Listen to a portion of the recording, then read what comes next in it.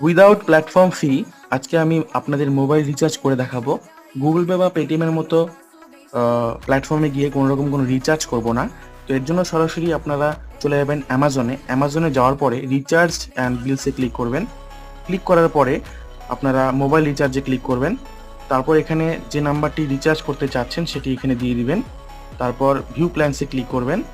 আমি suppose 199 recharge করতে যাচ্ছি, তো এখানে আমি ক্লিক করব, পে নাও অপশনে ক্লিক করব। তারপর আমি আদার ইউপিআই অ্যাপসে ক্লিক করব। তো আমি গুগল পের একটি ইউপিআই আইডি কপি করেছি, এখানে আমি পেস্ট করে দিব। তো আপনারা পেটিএম এরও করতে পারেন। তারপর ভেরিফাই করব।